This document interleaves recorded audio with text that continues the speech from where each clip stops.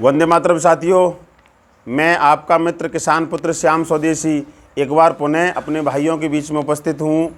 साथियों, आज का एक बड़ा प्रमुख विषय है तुलसीकृत रामचरितमानस में लक्ष्मण और परशुराम संवाद आता है और तुलसीदास जी ने ये बताने का प्रयास किया है।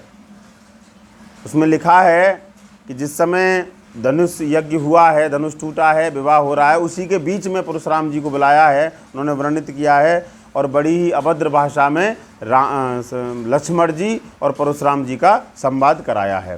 साथियों, मैं यहाँ पर बता दूँ कि जिस समय की बात हम कर रहे हैं, मर्यादा पुरुषोत्तम श्री राम के समय की बात कर रहे हैं, उस समय गुरुकुलीय शिक्षा व्यवस्था थी।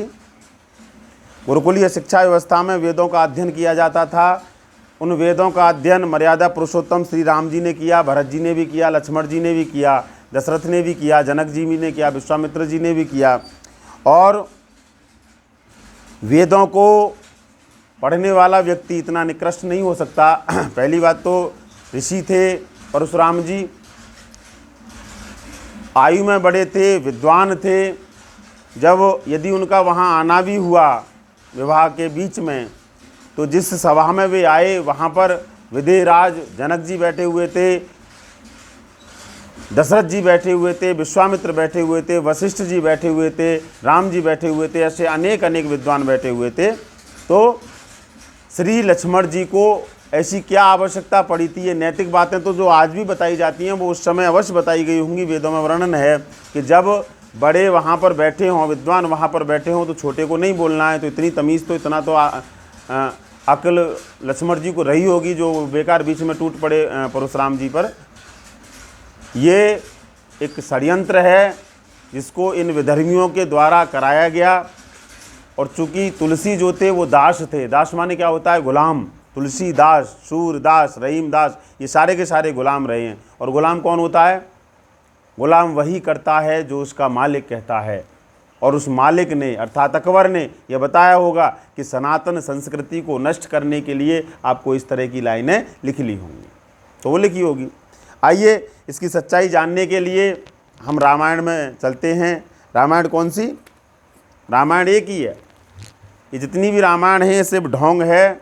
ये वाल्मीकि रामायण, और वाल्मीकि रामायण में जो कांड है वह है बालकांड। सर्ग है 36, सर्ग 36 है।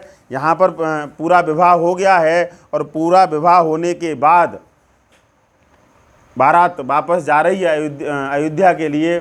तो रास्ते में एक स्थान पर परशुराम जी वहाँ पर आते हैं, बोलचाल होती है, प्रणाम होता है। तो वो जब बात करते हैं कि धनुष तोड़ दिया तो उस वीर से मैं मिलना चाहता हूँ, तो राम जी से उन्होंने कहा है कि आपको मुझसे युद्ध करना पड़ेगा। सभी ने समझाया है, दशरथ जी ने, विश्वामित्र जी ने, वशिष्ठ जी ने, सबने समझाया है कि नहीं, आप इनसे युद्ध मत करिए, आपको आवश्यकता नहीं, आप विद्वान हैं।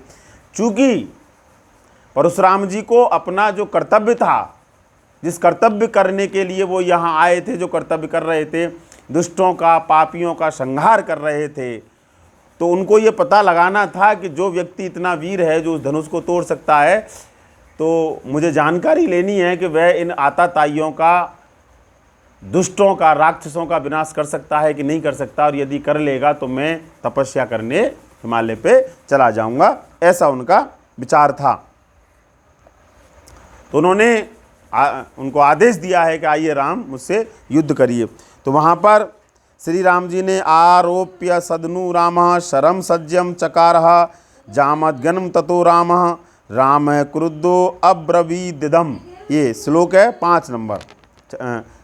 बता दूं, बालकांड के सर्ग 36 में पेज नंबर 52 पर श्लोक नंबर 5 है। ये श्री राम ने उस पर चिल्ला चढ़ाकर और तीर को खींचकर क्रुद्ध हो परशुराम जी से कहा, ब्राह्मणो असीस्ति पूज्यो मे विश्वामित्र कृतेन च तस्मात् शक्तो न ते राम मोक्तुम प्राण हरम शरम।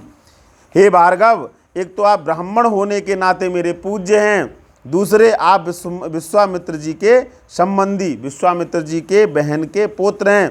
अतः इस बाण को आपके ऊपर छोड़कर मैं आपके प्राण तो लेना नहीं चाहता। इमाम वा त्वगतिम राम तपो बलस मर्जतान लोकान प्रतिमानवापी हनिष्यामीत में मति। किंतु इस बाण से या तो मैं आपकी गति को अर्थात लंगड़ा करके चलने फिरने की शक्ति को अथवा बल और तप द्वारा प्राप्त आपकी कीर्ति को नष्ट करूंगा। आप जो चाहें वही किया जाए। तेजो अहभीर्त वीर तावाज मदगनो जड़ीकतः रामम कल्प त्राक्षम मंदम मंद मुवाच। श्री राम के वचन तेज के समक्ष जब परशुराम जी जड़ के समान वीरहीन हो गए, तब वे कमल नेत्र राम से धीरे धीरे कहने लगे। केवल इतना वृत्तांत है और उसके बाद अंत में वे उनको प्रणाम करके और हिमालय पर तपस्या करने चले जाते हैं। यहाँ पर श्री राम जी ने एक बात कही है कि मैं आपकी कीर्ति को नष्ट कर दूंगा, यह सामर्थ्य मेरे अंदर है। वास्तव में समझने वाली बात है। उस समय एक योद्धा था परशुराम जी, पूरे आर्यावर्त में लोग थर थर कांपते थे, जो आताताई थे। नोट करें, जो राक्षस थे, जो दुष्ट थे, वो कांपते थे। जैसे उन्होंने युद्ध करने के लिए बाण निकाला तो वो समझ गए कि जो मुझसे लड़ सकता है उसमें इतनी सामर्थ्य है, इतनी पावर है कि वो इन दुष्टों का सत्यानाश करेगा। अर्थात इस आर्यावर्त की रक्षा करने के लिए, इस सनातन संस्कृति की रक्षा करने के लिए मेरे स्थान पर परमपिता परमेश्वर ने दूसरे को भेज दिया है। अब मैं जा रहा हूँ। इनको पता चल गया कीर्ति का क्या है, यश कीर्ति का क्या है। दरअसल ये बात जब मार्केट में जाएगी, लोगों के बीच में जाएगी कि इतने बड़े धनुर्धारी, इतने बड़े वीर परशुराम जी के सामने एक छोटे से बच्चे ने बाण निकाल लिया और वो प्रणाम करके हार के चले गए, तो इससे क्या होगा, उनकी कीर्ति नष्ट हो जाएगी। ये उद्देश्य था श्री राम जी का, और वो वहां से प्रणाम करके चले। केवल इतना उल्लेख इस वाल्मीकि रामायण में आया। साथियों, लगभग 6000 वर्ष की गुलामी इस देश ने झेली है। इस गुलामी काल में हमारे ग्रंथों के साथ, हमारे विचारों के साथ, हमारी मान्यताओं के साथ, हमारी परंपराओं के साथ बड़ी छेड़खानी की है। आज समय है हम सब एकजुट हों, अपने आर्ष ग्रंथों का अध्ययन करें और अध्ययन करने के बाद अपने बच्चों को वह सच बताएं। अन्यथा ये रोज होता रहेगा। कोई भी मनोज शुक्ला, मनोज मुंतसिर बनकर एक नई रामायण लिख देगा, एक नई कृष्ण लीला लिख देगा, एक कुछ और लिख देगा, और हमारी जो पीढ़ियां हैं, हमारे जो बच्चे हैं, चूंकि हमने उनके पास सही चीज नहीं पहुंचाई है, और वो गुमराह हो जाएंगे। उनको लगेगा कि हमारे पूर्वज ऐसे ही थे। जिस दिन तुलसीदास ने वीरवान हनुमान के पूंछ लगाई थी, इस राष्ट्र के विद्वानों ने उसी दिन यदि तुलसीदास का विरोध किया होता, तो आज मनोज मुंतसिर खान में इतना साहस नहीं था कि वो आदि पुरुष जैसी बकवास मूवी बनाकर हमारे पूर्वजों का यह अपमान करता। भाई राजीव जी कहा करते थे, कि आने वाली पीढ़ियां जब हमसे ये प्रश्न करेंगी, जब इस सनातन संस्कृति को नष्ट किया जा रहा था, जब इस राष्ट्र को नष्ट किया जा रहा था, तो आप क्या कर रहे थे। तो साथियों, आप उस दिन गर्व के साथ कहें कि मैं सनातन संस्कृति का प्रचार प्रसार कर रहा था। इसके लिए वीडियो को लगातार शेयर करें, अपने बच्चों को सुनाएं, अपने इष्ट मित्रों को सुनाएं, ताकि ये सच्चाई लोगों के पास जा सके। वंदे मातरम। भारत माता की जय। भाई राजीव दीक्षित अमर रहें।